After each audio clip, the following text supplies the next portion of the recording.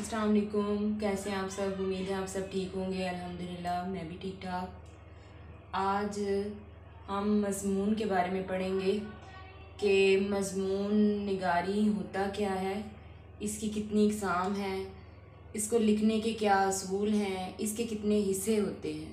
ठीक है, और उसके बाद हम एक मज़मून लिखेंगे भी। ठीक है, तो इससे पहले हम देखते हैं मज़मून क्या होता है। सबसे पहले देखते हैं मज़मून निगारी। किसी मुकर्ररा मौजू पर अपने ख़यालात, जज्बात, तासुरात का तहरीरी इजहार मज़मून कहलाता है। मज़मून किसी भी मौजू पर लिखा जा सकता है। मज़मून की एक ख़ास तरतीब होती है। सबसे पहले मौजू का तारुफ़ करवाया जाता है, फिर इसकी हमायत या मुखालफत में दलाइल दिए जाते हैं, बहस की जाती है और आखिर में इस बहस का नतीजा पेश किया जाता है। अब आपने मज़मून के बारे में पढ़ा कि मज़मून निगारी होती क्या है। अपने ख़यालात, अपने जज्बात, अपने तासुरात तहरीरी शक्ल में लिखना। ठीक है, इसकी खास एक तरतीब होती है। ठीक है, मज़मून की किस्में। मज़मून की कई किस्में हैं, मसलन इल्मी, तारीख़ी, तनकीदी, समाही, फ़लसफ़ाना, साइंसी, इस्लाही और अदबी वगैरह। ये इसकी कई इक़साम हैं। ठीक है, इसमें मज़मून के कितने हिस्से होते हैं ये देख लेते हैं कि मज़मून के 3 हिस्से होते हैं, जिनमें पहला हिस्सा है तमहीद, दूसरा है मतन और तीसरा है एहतिताम। तमहीद में तारुफ़ का बताया जाता है, मतन में दरमियान में बात आ जाती है और एहतिताम यानी आखिर में बात की जाती है। अब सवाल ये पैदा होता है कि मज़मून निगारी जो है वो किस तरह की जाए। हमें ये तो पता चल गया कि मज़मून निगारी होती क्या है, इसकी कितनी इक़साम हैं और इसके कितने हिस्से होते हैं। इसके साथ हम देखेंगे मज़मून निगारी के असूल, यानी जब मज़मून लिखा जाता है तो किन बातों को मद्देनज़र रखा जाता है। तो सबसे पहले जिस मौजू पर मज़मून लिखना हो, पहले उसके मुतल्लिक़ तमाम मालूमात आपके जहन में हों। जैसे आपने कोई भी मज़मून लिखना है, उसके बारे में आपको मालूमात होनी चाहिए। ठीक है, आपके पास इतना नॉलेज होना चाहिए कि आप उसके बारे में लिख सकें। फिर दूसरी बात आ जाती है कि मज़मून में छोटे और आसान जुमले लिखें। ये बहुत अच्छी बात होती है कि जब आप मज़मून लिखें तो छोटे जुमले इस्तेमाल करें और आसान अल्फाज इस्तेमाल करें। फिर तीसरी बात आ जाती है कि मज़मून लिखते वक्त इमला और ज़ुबान के कवायद का पूरा ख्याल रखें। ठीक है, इमला यानी आपकी लिखते वक्त आपकी गलतियाँ नहीं होनी चाहिए। ठीक है, और ज़ुबान के कवायद का मतलब है आपको ग्रामर के बारे में पता होना चाहिए। इसके बाद आ जाता है चौथा नंबर, मज़मून पैराग्राफ में लिखें। मज़मून जो है वो हमेशा पैराग्राफ में लिखना चाहिए। जैसे आप 3 से 4 या 5 पैराग्राफ में आप कोई मज़मून लिखते हैं। इसके बाद आ जाती है कि फ़िक्रों में बाहमी रब्त होना चाहिए, यानी जब आप मज़मून लिखें तो आपके जुमलों में एक तरतीब हो, यानी एक बात जो है वो दूसरी बात से जुड़ी होनी चाहिए। ठीक है, इस चीज़ का आपने ध्यान रखना है। अच्छा, आज हमारे हासिलात ताल्लुम क्या हैं इस बारे में, कि आज अगर हम मज़मून निगारी के बारे में पढ़ते हैं तो हमें क्या तलबा जो है वो इस काबिल हो जाएंगे कि वो मज़मून निगारी के बारे में जान जाएंगे। तो आज हमारे हासिलात ताल्लुम ये हैं कि तलबा मज़मून के बारे में जान जाएंगे, तलबा मज़मून की मुख्तलिफ़ इक़साम के बारे में जान जाएंगे, तलबा मज़मून के हिस्सों के बारे में जान जाएंगे, तलबा मज़मून लिखने के काबिल हो जाएंगे इंशाल्लाह। ठीक है, तो इन चीज़ों को हमने आज मद्देनज़र रखना है और आज देखना है कि क्या हम इन चीज़ों को पूरा कर पाते हैं, क्या एक तालिब इल्म जो है वो एक अच्छा मज़मून लिख सकता है। ठीक है, आपको एक तस्वीर नज़र आ रही है जी, आपको नज़र आ रही है इसमें क्या है, और ये हमारे नबी हज़रत मोहम्मद सल्लल्लाहु अलैहि वसल्लम का रोज़ा मुबारक है। ठीक है, आज हम जो मज़मून पढ़ेंगे वो सवानही मज़मून होगा। ठीक है, यानी किसी शख्सियत के बारे में मज़मून लिखा जाता है। सवानही मज़मून लिखने के लिए एक तरतीब होती है, ठीक है। उस तरतीब को अगर आप मद्देनज़र रखेंगे ना तो बड़ी आसानी के साथ आप मज़मून लिख सकते हैं। सबसे पहले आप तारुफ़ लिखें, फिर उनकी तालीम लिखें, यानी इब्तदाई तालीम या आला तालीम है, ठीक है, उनकी तालीम के बारे में लिख लें। फिर उनका पेशा, जो काम वो करते हैं और जो कारनामा उन्होंने ज़िंदगी में अंजाम दिया है वो लिखते हैं। और आखिर में जो है वो वफ़ात के बारे में लिखते हैं। अगर कोई शख्स जो है वो फ़ौत हो गया है तो उसके बारे में आप किस तरह के अल्फाज इस्तेमाल करेंगे, और अगर ज़िंदा हैं तो आप क्या लिखेंगे, ठीक है। तो इस सवानही मज़ामीन में यानी किसी शख्सियत के बारे में आप इस चीज़ को देखेंगे तो बड़ी आसानी के साथ जो है वो मज़मून लिख सकेंगे। आज चूँकि मैंने आपको रोज़ा मुबारक के बारे में बताया तो रोज़ा मुबारक यानी नबी सल्लल्लाहु अलैहि वसल्लम के बारे में हम मज़मून लिखेंगे। इसमें सबसे पहले तारुफ़ में आ जाएगा विलादत मुबारक, ठीक है। विलादत मुबारक में आप लिखेंगे जैसे कि आप सल्लल्लाहु अलैहि वसल्लम कबीला कुरैश में 12 रबीउल अव्वल जो है वो मक्का मुकरमा में पैदा हुए। आपके वालिद का नाम जो है अब्दुल्ला और आपकी वालिदा का नाम जो है हज़रत आमिना है, ठीक है। और आपके जो वालिद थे वो आपकी पैदाइश से पहले ही वफ़ात पा चुके थे। इसके बाद अगर देखा जाए परवरिश, तो हज़रत मोहम्मद सल्लल्लाहु अलैहि वसल्लम की जो परवरिश है वो हज़रत हलीमा सादिया ने जो है वो की है, क्योंकि जब आप सल्लल्लाहु अलैहि वसल्लम की उम्र 6 साल हुई थी तो आप सल्लल्लाहु अलैहि वसल्लम की जो वालिदा माजिदा है वो वफ़ात पा गई थी। इसके बाद उनकी जो ज़िम्मेदारी थी वो उनके दादा पर आ गई, और उन दादा की वफ़ात के बाद उनकी ज़िम्मेदारी जो है नबी पाक सल्लल्लाहु अलैहि वसल्लम की वो हज़रत अबू तालिब के ऊपर आ गई। अच्छा, अगर उनके बचपन की बात की जाए ना तो आप सल्लल्लाहु अलैहि वसल्लम का बचपन बहुत ही पाकीज़ा था। वो बुतों की पूजा नहीं करते थे, वो शराब और जुआ के पास भी नहीं थे जाते, ठीक है। बड़ा ही पाकीज़ा, लड़ाई झगड़े से बहुत दूर रहते थे। जब वो जवान हुए तो उन्होंने तिजारत का पेशा इख्तियार किया, ठीक है, तिजारत का पेशा इख्तियार किया और मुल्क शाम का जो है वो सफ़र किया था, ठीक है। और बड़ी ही ईमानदारी के साथ उन्होंने खूब नफ़ा कमाया था। इसके बाद अगर देखा जाए शादी के बारे में तो नबी सल्लल्लाहु अलैहि वसल्लम की ईमानदारी और सच्चाई की वजह से हज़रत खदीजा रज़ियल्लाहु ताला अन्हा ने जो है शादी का पैगाम भिजवाया। तो नबी सल्लल्लाहु अलैहि वसल्लम के जो चचा अबू तालिब ने ये पैगाम जो है वो मंजूर कर लिया, और इस तरह नबी सल्लल्लाहु अलैहि वसल्लम का निकाह जो है वो हज़रत खदीजा से हो गया। इसके बाद अगर देखें तो नबी सल्लल्लाहु अलैहि वसल्लम अक्सर जो है वो गारे हिरा में जो है वो खलबत फरमाया करते थे, यानी वहाँ पे कई रातें गुजारते थे। तो वहाँ पर ही नबी सल्लल्लाहु अलैहि वसल्लम पर वही नाज़िल हुई और अल्लाह ताला ने अपना पैगाम जो है नबी सल्लल्लाहु अलैहि वसल्लम को पहुँचाया। इसके बाद जब नबी सल्लल्लाहु अलैहि वसल्लम ने लोगों तक अल्लाह ताला का पैगाम पहुँचाया तो लोगों ने आप सल्लल्लाहु अलैहि वसल्लम की मुखालफत करना शुरू कर दी। हालांकि वो ईमानदारी के लिहाज से, सच्चाई के लिहाज से सादिक और अमीन कहलाते थे, लेकिन फिर भी लोगों ने आप सल्लल्लाहु अलैहि वसल्लम की बातों को मंजूर ना किया। फिर उसके बाद उन्होंने उन पर मुसीबतें और अलाम जो है वो करना शुरू कर दी। इस मतलब उन पे मुसीबत आना शुरू हो गई और उन पे गम जो है वो आना शुरू हो गए, यानी लोगों ने आप सल्लल्लाहु अलैहि वसल्लम की मुखालफत करना शुरू कर दी।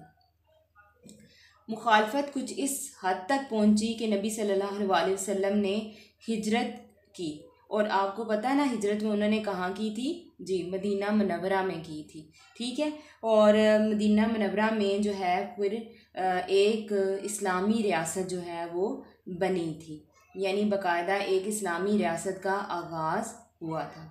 जब नबी सल्लल्लाहु अलैहि वसल्लम ने हिजरत की ना तो मदीना में एक रियासत जो है वो बनी। तो काफिर जो हैं वो उस वक्त भी जो है मुसलमानों को तंग करने के दर पे थे, तो उन्होंने जो है वो 1000 का लश्कर जो है वो मदीने में भेजा, और इस तरह जो है बहुत ही कम तादाद में मुसलमान थे, 313 मुसलमान थे, और उस वक्त 1000 लश्कर के को उन्होंने मुसलमानों ने शिकस्त दी थी। ठीक है। और इसके बाद अगर देखें तो फ़तह मक्का हुआ था। वो किस तरह के हिजरत के 10वें साल जो है आप सल्लल्लाहु अलैहि वसल्लम ने 1 लाख सहाबा के साथ जो है वो हज अदा किया था, और उस वक्त फ़तह मक्का हुआ था। और उस वक्त फ़तह मक्का के दौरान ये था कि नबी सल्लल्लाहु अलैहि वसल्लम जब फातिहाना अंदाज में मक्का में दाखिल हुए थे तो सबके दिल डर गए थे कि वो हमसे बदला लेंगे, लेकिन नबी सल्लल्लाहु अलैहि वसल्लम ने तमाम इंसानों को, तमाम लोगों को माफ़ कर दिया। हालांकि बहुत से लोगों ने उनके साथ बहुत सी ज़्यादती भी की थी। ठीक है, आगे देखा जाए तो हिजरत के 10वें साल जो है वो नबी सल्लल्लाहु अलैहि वसल्लम जब खुतबे से वापस गए तो उनको बुखार हो गया, और इस तरह जो है उन्होंने वहाँ पर अपना आखिरी खुतबा दिया था। और 63 साल की उम्र में 12 रबीउल अव्वल 11 हिजरी बरोज़ सोमवार जो है वो अपने रफ़ीक़े आला यानी अल्लाह ताला से जा मिले थे। और इस तरह आप सल्लल्लाहु अलैहि वसल्लम ने कुरान की सूरत में और अहादीस की सूरत में आज भी हमें जो है हिदायत का दिया हमें दिया है। ठीक है, तो इस तरह आप एक मज़मून लिख सकते हैं नबी पाक सल्लल्लाहु अलैहि वसल्लम के बारे में। यानी मैंने इब्तिदा से लेकर और उनके ज़िंदगी के अंदर जो जो बातें हुई या जो जो उनकी ज़िंदगी में हुआ वो सब कुछ आखिर तक मैंने लिखा है। ठीक है, आप बच्चों से भी इनमें से जो है वो जुमले लिखवा सकते हैं। आप बच्चों से पूछ सकते हैं कि आप इसके बारे में कैसे जानते हैं, ये इनके बारे में क्या जानते हैं, इनमें बेही और अलाम के बारे में क्या जानते हैं। तो आखिर में आप तालिब इल्म से जो है वो लिखवा सकते हैं। ठीक है, इनके बारे में नबी पाक सल्लल्लाहु अलैहि वसल्लम के बारे में लिखवा भी सकते हैं। अच्छा, आज मुझे यकीन है आपको मज़मून निगारी के बारे में पता चल गया होगा कि मज़मून निगारी क्या होती है, और मज़मून की कितनी इक़साम होती हैं, मज़मून के कितने हिस्से होते हैं, और मज़मून को जब लिखा जाता है तो उसको किन चीज़ों को मद्देनज़र रख कर लिखा जाता है। ठीक है, और आज हमारे हासिलात ताल्लुम जो हैं इसके मुताबिक हमने ये देखा कि हमने मज़मून के बारे में भी देखा, मज़मून की इक़साम भी देखी, मज़मून के हिस्से भी देखे, मज़मून लिखने का जो भी तरीका है वो भी मैंने आपको बताया है। ठीक है, और मुझे यकीन है कि आपको पूरी तरह समझ आ गई होगी। हाँ जी, सबसे पहले कॉपी का सफ़ा तैयार कर लेंगे। तो तारीख़ लिखेंगे 10/अक्टूबर सत्ता 2022 ईस्वी। ठीक है, और इसके बाद है जमात का काम और उर्दू बे, और लाइन से आपने इस साइड पे लिखना है, उस तरफ नहीं जाना चाहिए। ठीक है, हाशिया से उस तरफ नहीं जाना चाहिए। और दाईं तरफ हम लिखेंगे मज़मून, और दरमियान में करके हम लिखेंगे हमारे प्यारे रसूल सल्लल्लाहु अलैहि वसल्लम। सबसे पहले एक शेर जो है वो शामिल करेंगे। हमारे नबी अहमद मुज्तबा हैं, फ़िदा उन पे हम वो रसूल खुदा हैं। ठीक है, तो सबसे पहले देखें मज़मून। जब से ये दुनिया आबाद हुई है अल्लाह ताला अपने ख़ास बंदों के ज़रिए इंसानों को राह हिदायत दिखाता है। अल्लाह ताला के ये ख़ास बंदे रसूल और नबी कहलाते हैं। दुनिया में बेशुमार अंबिया इकराम तशरीफ़ लाए और इंसानियत की फ़लाह बहबूद के लिए अपनी ज़िम्मेदारी को पूरा करते रहे। हमारे नबी हज़रत मोहम्मद सल्लल्लाहु अलैहि वसल्लम अल्लाह ताला के आखिरी और इंतहाई मुकर्रम नबी हैं। आप सल्लल्लाहु अलैहि वसल्लम के बाद नबूवत का सिलसिला हमेशा के लिए बंद हो चुका है। आप सल्लल्लाहु अलैहि वसल्लम अरब के कबीला कुरैश में 12 रबीउल अव्वल मुताबिक 22 अप्रैल 571 ईस्वी को मक्का मुकरमा में पैदा हुए। आप सल्लल्लाहु अलैहि वसल्लम की वालिदा माजिदा का नाम हज़रत आमिना बीबी और वालिद माजिद का नाम हज़रत अब्दुल्ला था। आप सल्लल्लाहु अलैहि वसल्लम के वालिद आप सल्लल्लाहु अलैहि वसल्लम की पैदाइश से पहले ही वफ़ात पा चुके थे। अरब के दस्तूर के मुताबिक आप सल्लल्लाहु अलैहि वसल्लम को परवरिश के लिए हज़रत हलीमा सादिया के सुपुर्द कर दिया गया, ताकि आप सल्लल्लाहु अलैहि वसल्लम देहात की खुली फ़िज़ा में परवरिश पा सकें। जब आप सल्लल्लाहु अलैहि वसल्लम की उम्र 6 साल हुई तो आप सल्लल्लाहु अलैहि वसल्लम की वालिदा माजिदा वफ़ात पा गई। तब आप सल्लल्लाहु अलैहि वसल्लम की ज़िम्मेदारी आप सल्लल्लाहु अलैहि वसल्लम के दादा हज़रत अब्दुल मुत्तलिब ने ले ली। 2 साल के बाद आप सल्लल्लाहु अलैहि वसल्लम के दादा भी वफ़ात पा गए, तो आप सल्लल्लाहु अलैहि वसल्लम के चचा हज़रत अबू तालिब ने आप सल्लल्लाहु अलैहि वसल्लम की परवरिश की जिम्मेदारी उठाई। बचपन की तरह आप सल्लल्लाहु अलैहि वसल्लम की जवानी भी नहायत पाकीज़ा और मिसाली थी। आप सल्लल्लाहु अलैहि वसल्लम ने कभी लड़ाई झगड़ा न किया। आप सल्लल्लाहु अलैहि वसल्लम ने कभी बुतों की पूजा न की। आप सल्लल्लाहु अलैहि वसल्लम शराब और जुआ के करीब भी न गए। आप सल्लल्लाहु अलैहि वसल्लम की सदाकत और ईमानदारी की वजह से लोग आप सल्लल्लाहु अलैहि वसल्लम को सादिक और अमीन के लक़ब से पुकारते थे। आप सल्लल्लाहु अलैहि वसल्लम ने अपने चचा अबू तालिब के साथ मिलकर तिजारत की। आप सल्लल्लाहु अलैहि वसल्लम ने तिजारत में हमेशा सच्चाई और दयानतदारी से काम लिया।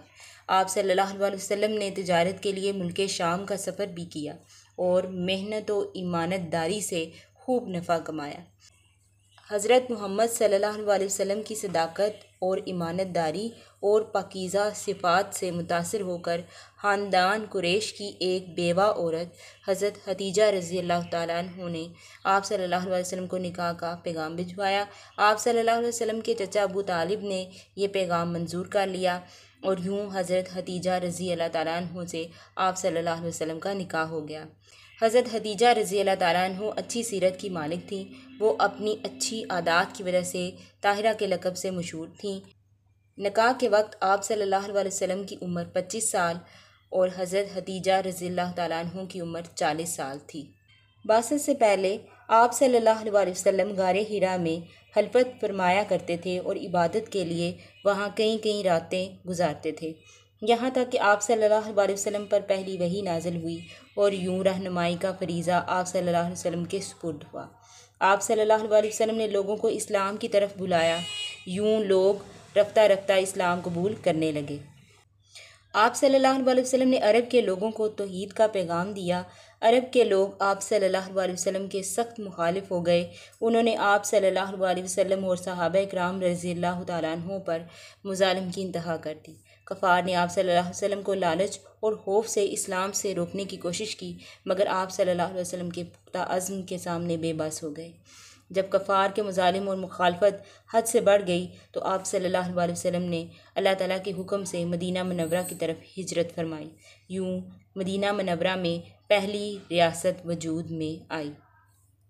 मुसलमान मदीना में सुकून की ज़िंदगी गुजारने लगे तो कफ़ारे मक्का को ये बात अच्छी ना लगी।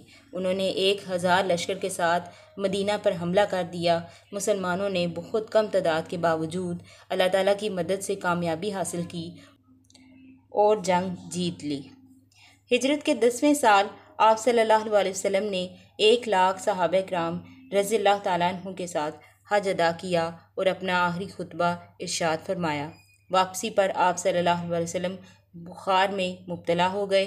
63 साल की उम्र में 12 रबीउल अव्वल 11 हिजरी बरोज़ पीर आप सल्लल्लाहु अलैहि वसल्लम अपने रफ़ीक़े आला से जा मिले।